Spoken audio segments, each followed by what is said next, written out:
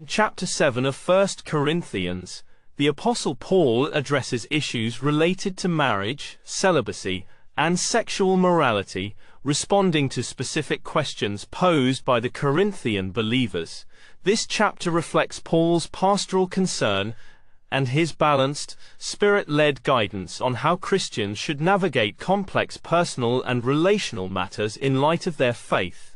Paul begins by affirming the value of celibacy, stating, "It is good for a man not to have sexual relations with a woman," verse 1, but he quickly qualifies this by acknowledging human weakness and the risk of immorality. Therefore, he advises that marriage is appropriate and even necessary for many to avoid sexual sin. He emphasizes mutual respect and responsibility within marriage, highlighting that both husband and wife have authority over each other's bodies, a radical idea in a patriarchal society. Paul also discusses situations of separation and divorce.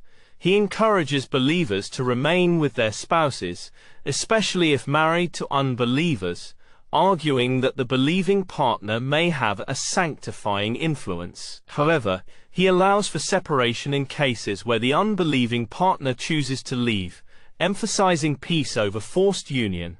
A significant theme in this chapter is Paul's repeated encouragement for believers to remain in the life situation they were in when they were called to faith, whether single, married, circumcised, or enslaved.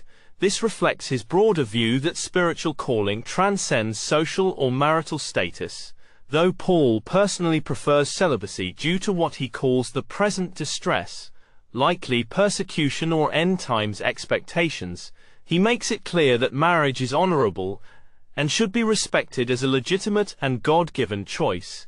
Importantly, he stresses that both celibacy and marriage are gifts from God and not requirements for holiness. In essence, 1 Corinthians chapter 7 offers practical and compassionate guidance for Christians wrestling with issues of sex, marriage, and life circumstances.